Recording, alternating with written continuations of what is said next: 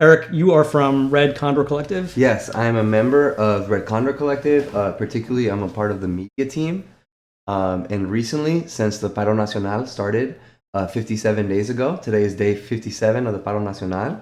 And during this time, I've also kind of been organizing actions in my community in Milwaukee. But my primary role as a member of Red Condor is to work on the media team, doing things like what we're doing right now. Yeah. Have you done a lot of interviews or have you done a lot of outreach in the US about what's happening? So thank you for asking. We did our first live stream, right? We're trying to make a pattern of doing these live streams, connecting with different artists and change makers. And our very first stream was last week, last Friday, with an artist named Azomali. Azomali, living in Los Angeles. Wonderful Colombian artist, Colombian American artist. It was a great conversation. And I would like to continue having conversations with people so we can connect all the dots between our communities, our struggles, and understanding that like our liberation is connected, right? So people should care about Colombia even if they're not personally tied to it because their liberation is tied to that. Just like Colombians are standing with Palestine in this moment as well because we understand connections, right? And personally, as an artist and a media worker, I'm like really personally invested in making sure that people in my community of artists are involved and are active in using that platform. So I do want to thank you, bro, specifically. I know, on the mic, right? We just got started, but I do want to thank you, bro, for everything you've done up until this point and what you're doing right now with us today. It's all love, bro. We appreciate it so much. Thank you, dog. And like, you know, the interview that you did with Carlos from Raw Brigade, I thought that was an amazing interview. I could feel his heart, you know what I mean? I could really feel it, and it means a lot when anyone raises their voice, uses their platform to speak the truth about the situation, whether that's, you know, in Colombia or in their home community, right? And we understand that people in Colombia take a larger risk than folks in the States when they step out, when they show face. We call it mostrando cara. When you show face and you put your name out there, you become a target. Yeah. Right, and your loved ones can become targets. So it is dangerous to do this kind of work. It's risky. That's a better word. It can be risky, right? So I appreciate everyone who has the courage and who takes that step to be active, right?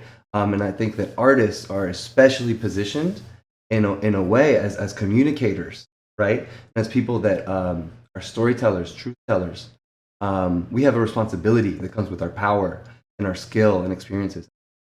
So I'm really looking forward to having this talk with you. Yeah, when I approached Carlos, I said to him, "There's only so much people want to hear me talk about issues because I'm not from Colombia and I didn't know much about what was going on." Mm-hmm. And Carlos is living in Philly right now, so I reached out to him. I said, "Hey, I would love to have your voice on the channel to talk about it from your personal experience because I think that is something that's going to resonate with people and, you know, hopefully drive the point home about here's what's going on there. Yeah. Here's how it's similar to what's happening here." And like you said with Palestine, there's a reason why people are standing side by side worldwide right now, and it's because we're able to draw these parallels between various struggles across borders, and I think that is a very powerful thing.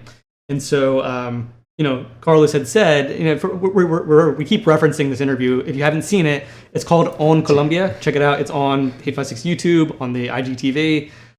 It's pretty short, but it's very informative, and you can, like you said, Carlos is so emotional during it. You can feel what he's saying. And what he said to me before we started recording was that he felt like it was his obligation to come on and do it because he can't be at home and stand with his people and be with them. So the next best thing is to use his voice and to try to educate people. And based on the feedback that we got on the video, there were plenty of people who were saying that what he said, you know, connected with them and they made them, you know, stop and actually do some research into what's going on. So can you tell us a little bit about both your personal connection to Colombia and also since that video went up, what has changed with the situation? So my personal connection comes through my family. My mother immigrated to the United States as a young person, and most of my family on her side is still in Colombia, right? So I have a lot of family members in the country, and I care about their safety, right? And aside from my family specifically, I care about my people. You know what I mean? Like, I don't have to blood connected to folks to care about their well-being, right? And I want to make sure that, like, in our motherland, that we have a society where people can like live, right, and have dignity and safety and health, right, and when they're not being like oppressed under the thumb of the government and of the U.S. empire, right? We have like a horrible economic situation there, like a crisis of poverty, right, of inequality, And that's not new. and right? that's not new at all, exactly. And that and what we see with this paro nacional means a national strike. If you don't know, I'll be saying paro nacional. Right. So with the paro nacional, some people outside of Colombia might be looking in and saying, "What is going on right now? Why all of a sudden is it going on? Right? Why is it all of a sudden happening?" I hear from people say, "I thought the peace process was going well. I thought things were actually improving in Colombia." But that's kind of just the narrative that people hear outside. What you don't hear as much is like the crippling inequality, systemic violence, assassinations of social and political leaders, from líderes sociales. We were talking a little bit before about what has happened in the previous presidencies of the same political party, Centro Democrático, which is neither center or democratic, right? They call it Centro Democrático, but it's a fascist, right? So this fascist party has been in power for several presidencies consecutively, and in that time, there's been over 6,400 disappeared, right, of social leaders, and the phenomenon known as the falsos positivos, or false positives. I encourage everyone to take time to look into the stories of the falsos positivos, false positives, and really understand that, right? Because it'll help you understand the context going into it, right? So the paro nacional was sparked by the reforma tributaria, a proposed tax reform. It was going to squeeze tax revenue from Colombia's hardest working people, right? And this was back in April, right? correct. Yeah. In the earlier part of April, the paro nacional started April 28th. So the strike was a response to the reforma tributaria, going to squeeze tax revenue from Colombia's hardest working people, making it harder to like buy basic goods like, right, or gasoline, right? Meanwhile, there's like countries rife with corruption, have upper class that is pocketing money, right? And they want to squeeze that out of working. So people say, "Ya basta, enough." And they rose up, right? And again, it's not new. Colombia's been organized and active for a long time. And before there have been other national strikes. There's been, for example, a major farmer strike that was big, and the mobilization of people in the streets across the country is also not new, right? Particularly, there's been a lot of action around police brutality as a result of these assassinations, right, that we see. And even outside of the context of the falsos positivos, there's always been cops killing people in the streets, right? And always all this injustice that people have been responding to, right? So what we see now, it was almost like what they say, the last straw, right? It was like enough, especially considering we're in the context of a pandemic, right? So it's already an economic crisis, and then a health crisis, and then the health crisis makes the economic situation worse, and the government's like, "Okay, cool, we're gonna take the last of what you got." You said, "No, it's not happening," right? So what we saw was a mobilization across almost all social sectors to participate in this national strike. So that includes, for example, industrial workers and union movement, rural sectors and farmers, right? All of Colombia's indigenous nations and movements, right? The Afro-Colombian communities. Like, for example, when we support Red Condor, we support an organization, Buenaventura, primarily Afro-Colombian community. Buenaventura resiste, like Buenaventura, they've been active long before the paro nacional, and they continued in this moment, right? Students, journalists, human rights defenders, observers, artists, right? Drummers, everyone has kind of been mobilized to participate in this national strike on a countrywide level across all major cities, right? And it's been sustained for 7 days. Wow. Straight, right? Yeah. It's hard to like even think about that. And like there's been to get that far, there's been a lot of casualties, right? Very early on, Carlos mentions this, right? The numbers were staggering. Exactly. In terms of beatings, deaths, sexual assault by police, disappearances. I'm I can't even imagine the numbers now since then. Yeah, it's shocking, honestly, and I do think it can be difficult for a lot of people in the United States to really wrap their heads around the scale and the intensity of this violence. Not to say that Americans are not used to violence. State violence is very real, right? But this is something that is like the scale of it and the intensity is so wild. Like for example, right? Since Carlos did the interview, right? The most updated numbers that I've seen, and I will give a little asterisk disclaimer, right? The numbers are always changing, so this is a ballpark, right? But the most recent numbers that I've been seeing, reporting over 80 confirmed dead, right? Over 1,000 confirmed disappeared, and I should stop right there because disappearances is not as common in the United States either, right? So when we say someone's disappeared, they've been detained and no one knows where they are. And a lot of times, if they've been disappeared for more than a few days, it's likely that the person has been killed, right? Been murdered, right? So we talk about the 80 confirmed deaths, but there's also this major number of disappeared, and a lot of disappeared have been popping up. Their bodies have been popping up, dismembered, decapitated, floating in rivers, right? People are just finding limbs and body parts just right throughout the city. They're being left by the people who are committing the violence. They're being left as a sign of like, this is what's going to happen if you're acting. Take your head, literally. And are they strategically placing them in places so people see it? So they see it. Yes, yeah. Exactly. So, since you had the interview, the violence has continued to escalate. Right. Obviously, there was that initial push of like crazy state repression when the Paro Nacional started, and it had the effect of kind of mobilizing more people to participate, right, in response to the violence. The violence never stopped, right? It continued escalating, and it began to take new forms as well. So some of them, earlier on, we saw a lot of incidents of cops shooting people in the eye, and a lot of people losing sight or losing an eyeball. And there was even like conservative politicians that were like, yo, stop crying and complaining over just the eye. So you're making a big deal. Oh, you just lost the eye, right? And that's it's a totally messed up perspective, right? And that has continued. And there's also newer methods of what we've been seeing. Like I said earlier, the dismemberment of people. It wasn't something we saw as much in the beginning. It was more death by gun bullets, right? The either cops or right-wing paramilitares or just like citizens that are giving themselves the authority to murder protesters because the cops are letting them do it, right, in front of the cops. Now there's a lot more of people who are disappeared showing up, bodies floating in the rivers, heads showing up on.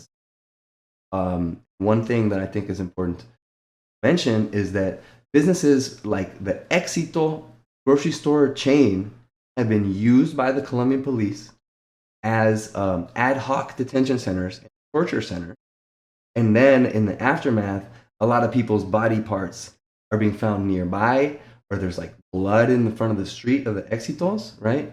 So it's important to understand that this conflict is not just the state versus the people, it's the ruling class, the entire ruling class, all of its mechanisms. Above ground and underground, formal and informal, against the people, right?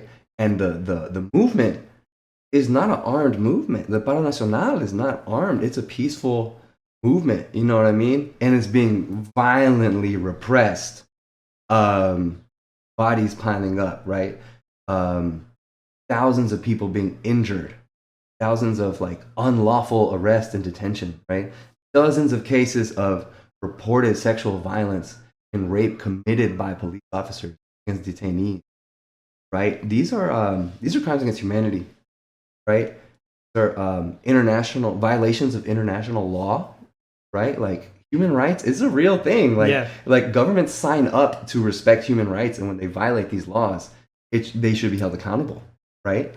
So what Red Condor is about in supporting the situation in the Paro Nacional, supporting the people on the front lines, we want to make sure that people in like English-speaking communities are educated on the situation, they're informed, and that they feel like they know what to do, right? Because so many of us, this is so real, in the diaspora. So many of us see this stuff on screens, on TV or phones, and then we feel like, what can I do? I would say that the vast majority of people who watch this will probably be, 18 to 30 some years old in the U.S. Yeah. Based on my demographic of people who come to hate5six. Yeah. So what would you think? What would you say that the average person here in the States could do to help? I would say the very first step is just like get informed and get in touch with the situation, so that you have a good idea, because it is complicated and there's a lot of history involved, and it's a lot of stuff that you'll never learn in like a U.S. school system, right? So it's. The U.S. school system doesn't even teach about U.S. history. So. Exactly. So you're right. Yeah, exactly. And they're not going to talk about their empire, right? So yeah, first step, just be informed. Second step, make sure you're informing others. And that's why first you got to inform yourself in order to inform others, so you get the right info out, right? But then the next step is, mobilize in your local community. However that works for you, mobilize your local community to put pressure on any elected officials. Stop supporting the Colombian. Because like the Colombian government is the U.S. government's greatest ally and they use Colombia as a staging ground for counter-revolutionary interventions all over the continent, right? It's very problematic, like the way the U.S. is using Colombia and the way the ruling class allows them to do it and how they benefit, right? So like, important for people to understand that the U.S. is very much involved in this, very much responsible, right? So much like in Israel. Exactly. The attacks on the Palestinian people. Exactly, right? So like, we don't want people to ever feel like they can't do anything, because like your tax dollars are buying bullets and helicopters and rifles that are killing our people, right? So you can influence not just your politicians, but anyone in your community to mobilize and take action and be involved, right? Everyone kind of has their own capacity, their own lane. So I would just say, find that for yourself. What are you able to do? Who are you able to speak with? But in general, the idea is that we're pushing for an end to U.S. military aid to Colombia and some sort of legal accountability. A lot of people are talking about the Leahy law. I don't know if I'm pronouncing it right. Leay, which is a law around U.S. providing support for countries doing human rights violations, right? So hold your elected officials accountable for supporting this massacre, right? So right here in the States, we're able to do that, but we're also able to send material aid to Colombia, right? That's a huge part of what Red Condor does and what we're about, right? Is taking our resources, global north, right? Whether, a lot of us get paid in dollars, right? And those dollars, when you send those dollars to Colombia, the value multiplies, right? And a lot of people, unless you have a family situation or you're an immigrant, you might not have that same conception around currency and value in different countries. But like, every dollar counts for, and people can do a lot with it. When you make a donation, you can do a lot, right? In Red Condor, we're transparent about our donation practices because we know that's like a big responsibility. When people give you their money, they're giving you their time and energy of their life worked. Right. And they want it to be in the hands of people on the front line. That's what we're about, right? Is we take that money graciously and respectfully, and we make sure it gets in the right hands, on the front lines, on the grassroots, on the ground, to organizations that are trusted and that we're in contact with, right? And then those same organizations then send us photos and videos documenting what they did with that money, and then we share that so people can see. Make a $20 donation, that can really change the game. That can provide some necessary supplies, whether that's like first aid kit, helmet, right? Paint. You know what I mean? There's so many things that we can do to support the people on the ground just by donating, just by being in touch with the situation, by showing love and by applying pressure. So I don't want people to ever feel like they can't support the Paro Nacional or any cause in other countries, right? Just because they're in the United States, Canada, or UK, wherever people are, right? There's always a way to get involved, and we all have our own special set of skills, tools, and experience to the table. Yeah, and that's what Carlos says in the interview. I keep coming back to what Carlos said, but he really laid it out very clearly. He says everywhere there are Colombians, people are rising up. So he meant people in the diaspora. So Colombians here in the U.S. are rising up. So there are, wherever you live, there are Colombians in your community. I think it's important to build bridges with them and find out what you can do. Going back to something that we talked about before we went live was the difference between Venezuela and Colombia in terms of how the U.S. treats it. Can you talk a little bit about that? Yeah, so little disclaimer, I did grow up in Caracas, Venezuela. I lived there 2 different times in my life for about a total of like 9 years as a kid. So I saw a lot of what was going on in Caracas, and I saw a lot about the way that people in the United States talk to countries, Colombia, Venezuela, that are right next to each other, but are very different, have very different governments. Culturally, we have a lot in common. And we used to be one country of El Gran Colombia, right? With other countries at one point in time. But nowadays, Colombia and Venezuela, 2 neighboring countries, very different governments, right? Very different, let's say, international roles, priorities. And then what we see is Venezuela gets the iron fist, and Colombia gets the kitty gloves, gets a little slap on the wrist. From the U.S., you're saying? From the U.S., yeah. Thank you for clarifying. Yes, the U.S., who likes to play this role of the global bully, the global police officer, right? We see, these massive human rights violations in Colombia. Thousands of people murdered by the state and non-state actors. And we see no accountability. And again, Colombia is a narco state, right? No accountability for this role of the ruling class in the global drug trade. No accountability for crimes against humanity, the massacres, the police brutality, right? Obviously, not just in this moment. Well, meanwhile, Venezuela, any opportunity the U.S. has, they crack down, right? And they even try to invade from Colombia. Marco Rubio tried to stage an invasion. It's crazy to even say that. Marco Rubio, what? Tried to stage an invasion of Venezuela through the Colombian border, right? And a lot of times, these kind of like tensions on the border lead to people dying. This is military conflict. It's super real, right? So it's not okay to be fermenting this conflict between these 2 neighboring countries, which are like, it's like a brotherhood, a Latin American brotherhood, cultures, right? Our shared history.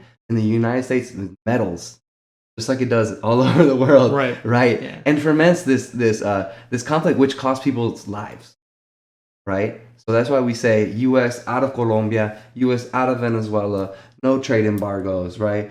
Try not to cuss. You can cuss. But U.S. needs to get up out of there and like let people live, let people run their own countries without putting their hands in, without like sending in like their goons to murder people and do coups, right? Without funding right-wing death squads, which are terrorist groups, right? The U.S. sponsors terrorism. I know, big surprise, right? The U.S. sponsors terrorist organizations across the world, all over the world, and in Colombia throughout history. Yeah. Yes, and like so we see the stark contrast between the 2 countries, and the reason why is the U.S.-Colombia government relationship. Super tight, close allies. The United States, jumps. Colombian government says how high. The United States wants to put their troops in the ground. They're like, cool, send your troops over. What do the troops do? In the country, right? So there's a long history of this U.S.-Colombia relationship. And I encourage everyone to look into Plan Colombia. It'll help you understand the situation a little better. Bill passed under Clinton administration. Biden was a big proponent of it. Plan Colombia is a horrible policy, horrible legislation, which really ramped up the level of U.S. intervention in Colombia, which we still see today. So even though the Paro Nacional is this big current moment, there's all of this history that leads up to it that people should look into to get a better understanding of how we got here. Because it's not all of a sudden, right? Like I said, it was kind of like more so the last. And I think one thing that I wanted to ask is, so you've been involved in this work for quite a while. And my perception, just being someone involved in the States, that there's been sort of an awakening here with respect to like Black Lives Matter, for example. More and more people are becoming aware and actually engaging and taking a stand on this issue. So how do you see the relationship between what's going on here in terms of like, because you said earlier there's a across all sectors there's people have been rising up. So can you speak a little bit, because you've been living in the States for quite a while, right? So what kind of parallels do you see with the BLM movement here with what's going on there? Obviously they're two separate things, but they're also very much so connected. Thank you for asking. So I think one of the big things to like put out there first is, just like in the United States, Afro-Colombianos and indigenous Colombianos and Colombianas face the violence first, and they face it the hardest, right? That's in any settler colonial states, right? Colombia, United States, you could list it all, right? The Afro-Colombian community and all the indigenous nations of Colombia are facing the heaviest brunt of this state violence and non-state actor violence, right? So the parallels are just like right there, right? We see Afro-Colombian communities in struggle long before the Paro Nacional, and really stepping up in this moment and like being an example of struggle. Like, for example, Buenaventura, the community I was talking about earlier, the Afro-Colombian community there, they did a civic strike and shut down the port. The port city, a lot of Colombian commodities go through that port, but the city faces stark inequality, serious poverty, right? And the people that work that port don't benefit from those commodities they were going through. They shut it down, right? So we see like the Afro-Colombian community is like one of the people leading the struggle, right? And the indigenous community, some of the people leading the struggle, right? And their action. And in the United States, we see a similar phenomenon of people, as they should, taking the leadership of Black community organizers, following their lead, listening to their analysis and taking it seriously, right? And really like, taking it to heart and following suit. So both of these movements, whether it's in Colombia, in the United States, it's against state violence, right?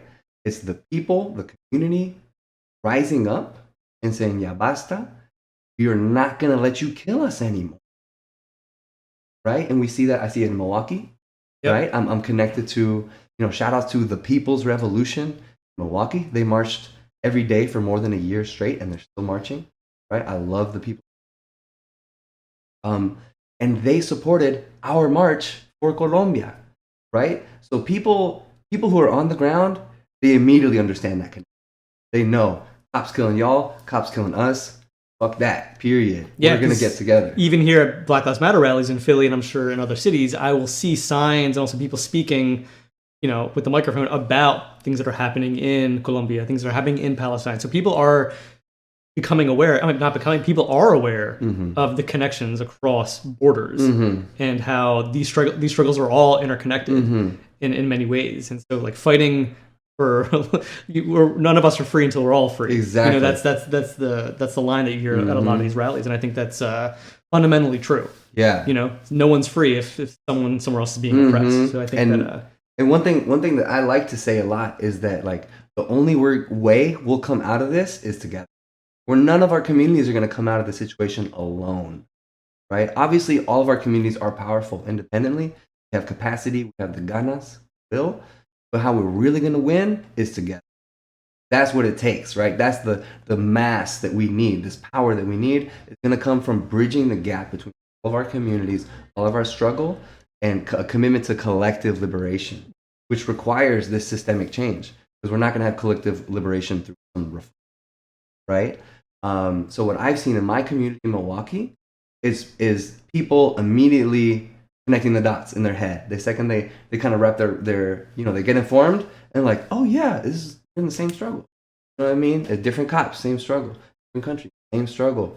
And it's like this global American empire and this global ruling class of capitalist industry that are really behind a lot of these things. And you can connect the dots by just looking at like the weapons, right?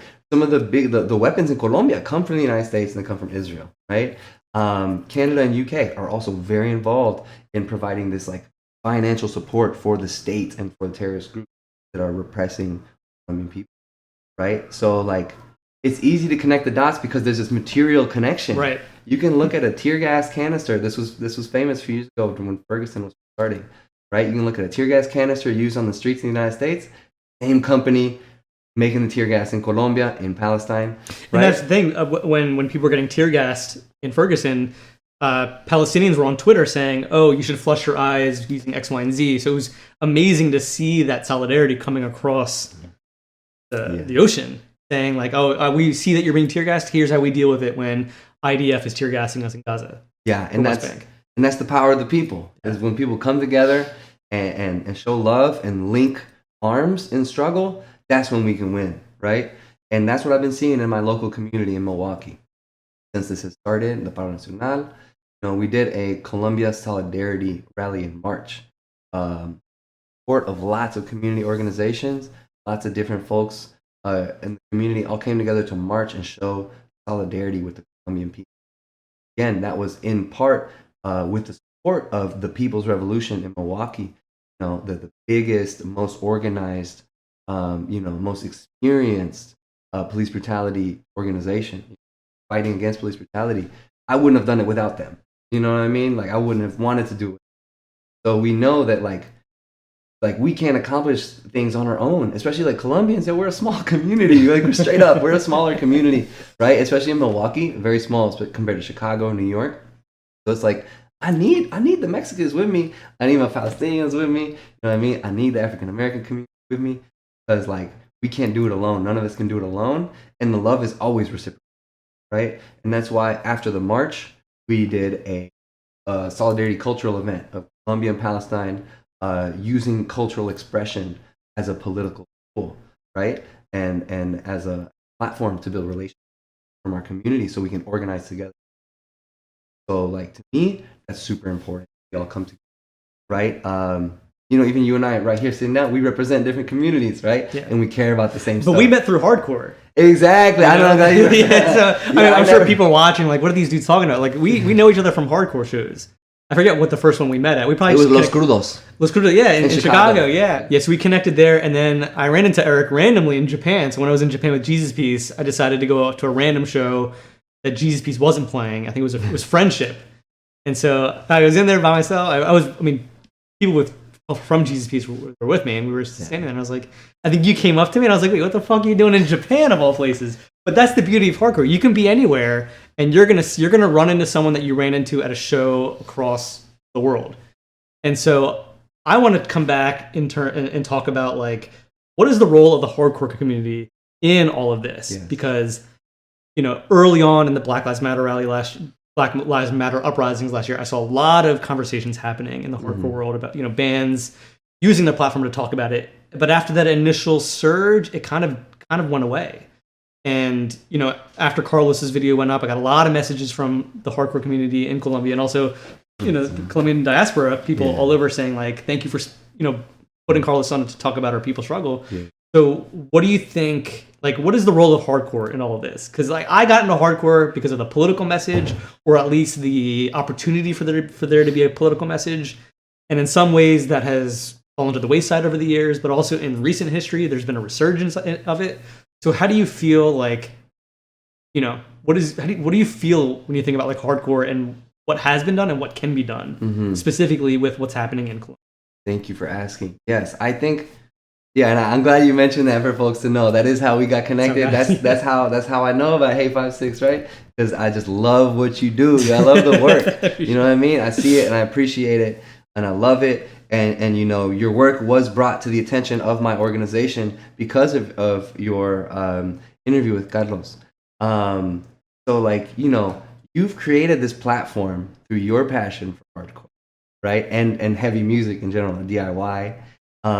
You built up this platform over the years of hard work, and then you use that platform that you built to highlight social justice issues, right? Even with the pushback that you got, right? And like that's so powerful, bro. That's so like important for you to be doing what you do and to keep doing that and follow your heart and your gut about what moves you want to make. because you know, hardcore kind of gives us like a sense of community, a sense of shared cultural experience, right? And that is like that itself is not a neutral thing. It can be used in a lot of ways. It's a very powerful thing. Exactly. You go to another, again, when I was in Japan, seeing people in Japan going crazy for Jesus Piece and Marauder. I mean, that is a very material demonstration of like cultural bridging. You know what I mean? I think that the reason that I use hate5six as a vehicle for putting this information out there is because I really feel like there is that capacity there to get people to take that energy that they feel at a show to sing along to a band from a different country, use that same energy to draw parallels with, or you know, to use that same fire and fury to go fight for their neighbor's community. You know what I mean? Yes. And so like for me, you know, I get pushback about why do you mix the politics and the music, but it's about culture jamming because we're living in a time right now where you can just, if you don't want to learn about something or hear something, you just mute it, you just block it. We're able to build these silos and not have any sort of like have any exposure to anything outside that silo. Yeah. So for me, I think it's paramount to like, you know, people come to the channel for entertainment, but to subvert that expectation and give them a dose of, give them a fucking shotgun blast of truth about what's going on in this country or that country. Because it's important, and some people don't think it's important, but you have connections to Colombia. You're from the hardcore scene. People in the scene, this music scene that you're so integrated within, there are people who have family in other countries who are struggling. So to say that these issues don't matter to hardcore, they should be kept separate, it is completely disregarding the lived experience of your peers. And hardcore is about the community. And in order to really embrace that, you need to fucking lift off the blinders and be willing to wrestle with that. Like even when I get trolls, like trolls boost engagement, and the name of the game is to boost engagement. Like you said, you need to inform yourself before you can inform others. And so the mission objective for everything I do is to get it out there, whether it's like get this new band out there, reach a new audience, or like get this interview with you, me and you, or Carlos, get it out there and let people, you know, wrestle with it. And if that means dealing with trolls, again, the trolls are fueling the algorithm to get more eyes on it. And that's what it is. It all comes down to being an information war and trying to arm people with as much information as possible so that when they go out there and they are engaging with someone who's denying the truth, they can come counteract with them, being like, hey, what you just said isn't actually true. People are actually just disappearing in Colombia. People are actually being, you know, assaulted and that. So it is hugely important to put information out there and just hope that people actually engage with it and do something with it. Yeah. I appreciate that so much, brother. And you're right. What you're saying here about like a lot of people just straight up denying the facts about the situation, it's so important that you know that really solidifies. And I dealt with that face to face with people, my face saying like, oh, there's not people dying. Like, you're gonna tell me these 80 people are not, like, you know what I mean? They're all making it up. No way, you know. And we got the names. That's the thing. It's like that's the information. Like we have a name for every person. Every name. It's a family. It's a community. It's this whole network around that person. That one death ripples throughout the whole community. And even in Palestine with the recent airstrikes, they took out, I mean, there was that one airstrike that took out several generations of a single family in one home. It was like 4 generations or something, like 14 people died. And there's names and histories and like generational like trauma there, you know, to be able to for that to happen. And so for people to deny things like that is just, it's one, revisionist, and also allows this to happen. It enables this to continue. Which is why the narrative is so popular, because the ruling class so invested in perpetuating this unjust system, and they will build this system off of our bodies, right? Off of our graves. They don't care about any of our lives. They will use our lives as a stepping stone to maintain the status quo. Right, and it's an intimidating situation. Like the depth of the situation, right? There's no low that is too low for the ruling class to take when it comes to maintaining their power and their wealth, right? And this petty idea of this material wealth that they kill people over. right? And the story is the same everywhere. Mm-hmm. They will do anything to protect capital and protect property, even if it means, countless death. Mm-hmm. So that kind of shows you how important the role of the cultural worker is, because the cultural worker is a communicator, is a storyteller, truth teller, right? And is a change maker. And cultural workers, I use this term. You can say you're an artist. You can phrase it so many ways, right? Because I'm a filmmaker, but I also make music and photographer. I'm interested in a lot of art forms, right? And I think most people are. I think most people who are creative never just do one thing, right? So like, it's so important for whoever you are, whatever your skill is, take those skills, take that experience, and use it for your community. Use it for the people. Use it for like, save a life if you can. Try, right? Whatever your platform is, whatever your format is. I've seen so many different people all contribute in the movement. They're small piece, and it's beautiful. What everyone, it seems insignificant individually, but when we all come together and we bring that small piece, that's power. Yeah. Right? Well, I think that's what deters people from joining a movement, is because they see this fucking mountain. Like, I can't move this mountain. But like Mindset said, we can we can move mountains one rock at a time. And I mean, it sounds like a mundane thing, but it's true. Like, find whatever it is that you're good at and commit that skill to the movement. If you're good at like making flyers, help out with making effective artwork or posters, because that's how art is an effective way to get people to think about things differently. Like, I was recently asked about political art, and I made the argument that memes are actually the most effective form of art right now, because people consume it, they share it, they think it's funny, but there's always a subtle, and maybe not so subtle, hinge of political commentary there. Yes. But that shit gets disseminated and gets shared around, and you're spreading that idea around through, technically, and that's art. It's a vector through which people are passing information. So I think that if people have a skill, like, find a way to apply that skill, because I think people they think that they are not malleable, or they don't think they have the flexibility to apply that skill somewhere, but you can. If you run sound and there's a local protest happening, make your PA available and help run sound. Like, there's so many things that you can do at a small scale that actually helps other people in terms of like getting the word out or helping elevate their voices in a certain way. So I think that people in hardcore are very creative. Like, we can be creative if we actually apply ourselves. I think that if you feel like there's nothing you can do, you're lying to yourself and you're selling yourself short. And it's part of the system designed that way to make you think that you don't have a voice and you don't have the capacity to actually do anything. And the truth is that you actually do. And they distract you by squeezing you in terms of,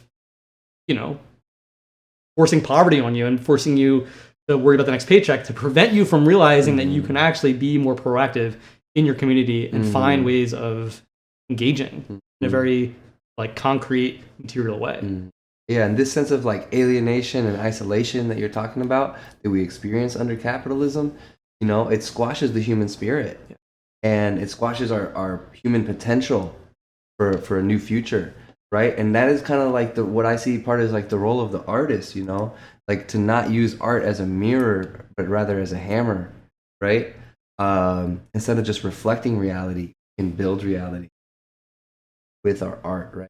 And that doesn't mean the art is in itself transformation, but it's a piece of that process, right? It gives people ideas, it helps people understand things better, and it helps you feel. I think even the feeling to me important. Is the most important thing. Like, the feeling goes above facts and figures and statistics and like reality. The feeling is like this immediate direct connection with someone who has a completely different experience as yours, through headphones, through a screen, whatever the method is. But it not completely puts you in their shoes, but you feel that communication that they're putting out to you. You feel that energy. Like I was saying about Carlos, like the interview was so powerful. You felt it. I felt it. I was saying I felt it, yo, and I wanted to cry. Yeah. You know what I mean? Because I could tell he's going through it. He knows what's going on. Right? And any artist, regardless of your art form, you're putting something out from your heart and sharing that with the world, and you're reaching out to other people's hearts. You know what I mean? And like, you never know the transformation you can make. Like I do want to shout out again Azomali in Los Angeles. You know, MC, Afro-Indigenous MC, originally from New York, went to LA. We talked last week.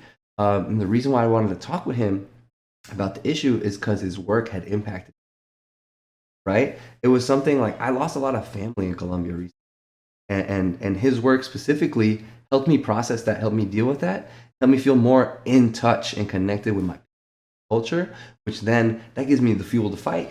You know what I mean? If I feel like weak and powerless and like depressed and like I don't have the fuel to get up out of bed and do the stuff I need to do, right? So like we should never diminish the role of the artist because like we're fueling the fire, right? And a lot of times is there stuff that happens behind the scenes, stuff you might not see, right? Everyone knows about like the banner. You see the banners, the signs, you see the big graphic arts, right? But there's so much that artists are doing behind the scenes that really just gives people this power, that feel the power, the courage, step out and do something, right? And that can take a lot of forms, right? And again, like circling back to hardcore, right? I never thought that politics was separate.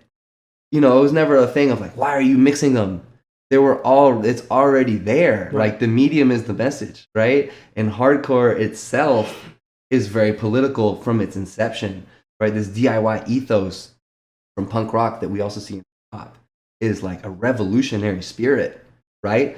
Even at a show, you see that the band and the audience, or the line blurs there. Exactly. Obviously, there's a stage, but people jump on the stage, they jump. Like the line is so, there's no line there. And I think that is a very political thing. And you're right, like, you know, art seeps into every aspect of our lives. And again, when I'm at a show and I see people screaming along and punching their fucking best friend in the face to a song, it means that there's something about that song that's resonating them to elicit this visceral reaction, this physical reaction. And there has to be something there. That means that there's something going on there that's allowing people to connect to get to that point. Yeah. And people can probably hear that humming. Yeah, it's okay. But you see that when Jesus Piece plays Oppressor. You know, it's Aaron's a black man living in America, and you see all kinds of people screaming those lyrics back at him. And I remember seeing a sign at a BLM rally, and it was an incendiary lyric. Yeah, you're right. I think that art does push people in little ways, sometimes more explicitly through like a mosh pit or whatever, screaming the words back at you, or it could influence you in terms of like, you know what, I'm going to this rally and like, yeah, that line from that song really resonates with me, and I think that convey like art, it's a way of encapsulating a feeling in a very, you know, tangible way. And they, you know, I think that you're right. It's art it's so important right now. Yeah. With getting people aware and getting people to stay engaged, want to actually like step out of their comfort zone and do something. Yeah.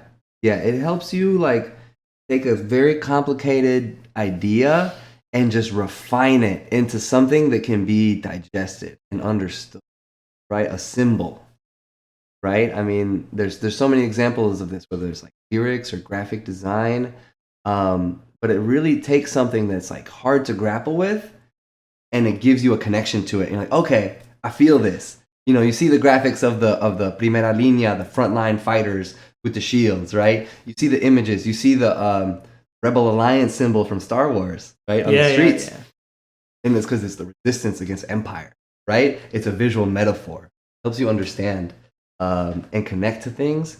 And one thing I think is always interesting, when we consume art to a degree, we're projecting our own lives on that art and on the artist, right? And it's almost like, they wrote this for me, or like, this is my story, this is my song. And it just like, it helps us understand ourselves better and understand our world better. Yeah. So it's like, you need the people who are putting out these messages, who are putting out the graphics, the videos, the photos, the graffiti, the drums in the street. Like I'm a member of a protest drum line in Milwaukee that I co-founded, right? And that's my art that I bring to the movement, right? The drums, the beat, the rhythm, the energy. And you can tell the difference when it's like really popping. And it's the power of our art, right? To elevate, to amplify, to expand, to connect. It's such a powerful tool. It should never be diminished. And it should also be understood that it's not a neutral tool. It can be used against us. And in this context that we're talking about, it should be used for the movement, like in connection to the movement. Like I had a conversation with the artist in Milwaukee recently. What can I do? I want to use my art movement. I want to use my art as a voice for the movement. And I have to tell him, first you got to be in the movement. Right. You got to get in the streets, or you got to get connected to folks. Whatever that means to you, you need to be in touch with what's going on before you use your art like for that. You got to be a part of it, right? You got to understand what's going on. But once you're a part of it, people welcome that and they want more artists. They want to see that engagement. They want to see stuff that they can share with people and put it out there that helps people understand. So it's very powerful, but it also doesn't stand on its own. There needs to be something around it, right? Like your platform, right? It's like you create a context for this art. And even like something as simple as like your logo, it tells you off rip, this is like some for the people shit, right? So it's about the framing is super important. The implementation, the distribution, all these things are super important, right? Why like DIY music has this revolutionary potential and has this power to it. Whether it's punk rock or hip hop has the same spirit. Same thing, yep. Right? And it's super important to me. There's power there and we should use it, right? Because we need as much power as we I agree. We're coming up on the 1 hour mark. Anything else? Any of the final things you wanted to address to let the people know? Because again, I think that what happens in the U.S. is there's always a uptick in surge in interest, and then it just like a flash in the pan, it just dissipates. Mm-hmm. So I'm sure that for a lot of people, they thought the situation was over because they haven't heard anything. So. Yeah. Are there any like parting words you want to let people know about how to stay engaged or just to leave with them to wrestle with? Yes. I would say one of the first things, just like you mentioned, just because we don't see it on our social media feeds doesn't mean it stopped. And in fact, these social media corporations, we use their platform to organize and to do our work, but they're like, they're aligned with the ruling class, right? They're members of the CEOs and everything, Instagram, Facebook, Twitter, all that. They're members of the ruling class and they're invested in us not doing our work, right? So they undermine our work. On Instagram, for example, which is why one reason we're not on Instagram Live for the Red Condors is because we've been kicked off of Instagram Live, right? Our platform for political work. They say we're violating community guidelines, right? But what are we doing, right? Raising funds, feed people, get hard. It was the fundraising that. I don't think so. They never give us an explicit example, but they say we were violating community guidelines, right? So it's not just Instagram, though. Like all of these platforms, it's important to remember it's not a neutral thing, right? And we use it for what we can get out of it, but it can't be the only places we organize. 100%. So I would encourage all of our viewers, I'm going to look right in the camera, get involved with your local community, whatever that means to you, right? So like if you're Colombian, link up with the Colombians. Also link up with everyone else, right? No matter what community you're from, you got to be on the ground and in touch. And that doesn't mean you have to be marching, right? Marching isn't the only thing, and it's not for everyone. There's so many ways to be involved, but get in touch with people. Don't limit it to the screen. This is important. It does stuff, but like be in relations with each other and in your community as like your first step of organizing. And don't be afraid. Make those connections to other people's struggles. It's okay to make mistakes in the process. But don't be afraid because this violence that we see against social leaders, right? They're spreading terror through this violence to silence us. And prevent people from getting involved. Exactly. Yeah. So if we're silent and we stop getting people involved, then they're winning, right?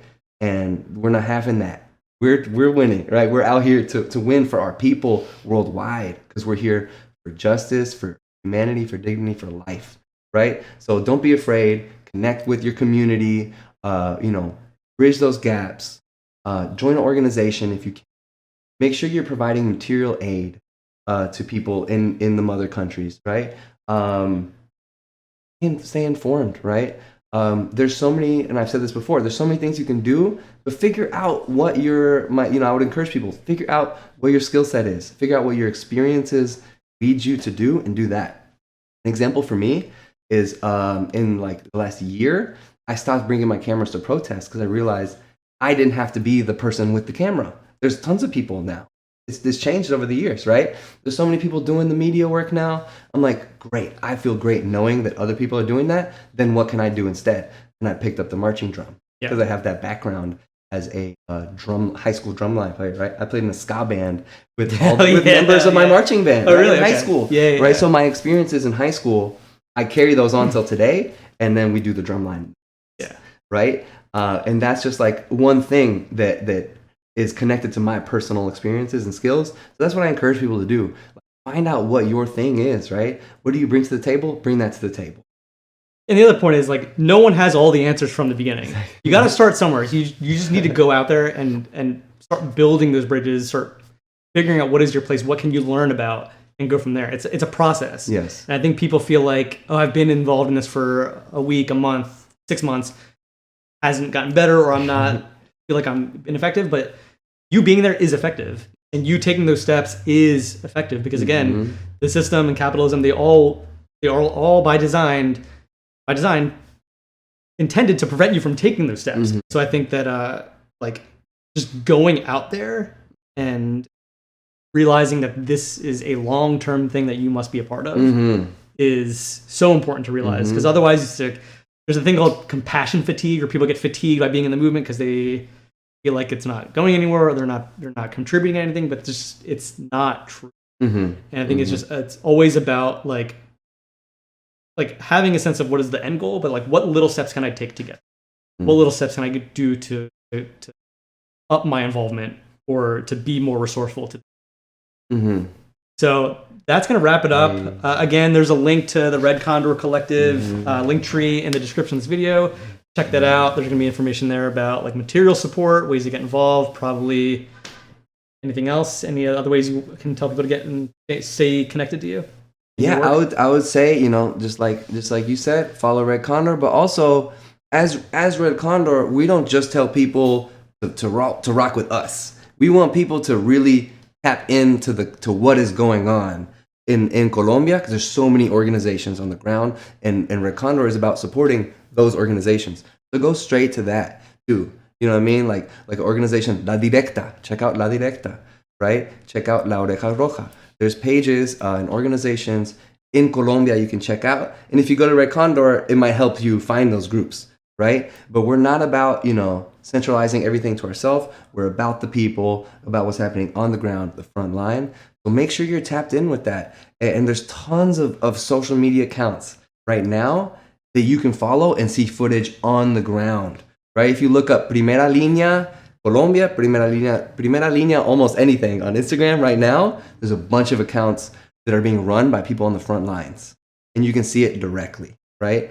And I guess one other thing I would say is I try to make a point to not share these graphic images of bodies, right? I don't want to traumatize people, right? And I don't think it's the best way, me personally, how I want to move. But people need to know, and it's hard to confront that without showing you to a degree, and graphics and stuff help people with that, you know what I mean? But people really should try to understand the scale and the intensity of the violence going on right now against social leaders, and then understand the role of the US government, right? And how us here in the States, or anyone that's listening that maybe lives in the global north, how all of our countries are involved. So be active locally and support what's going on in Colombia, but start in your community. And you have the power to do it. Cool.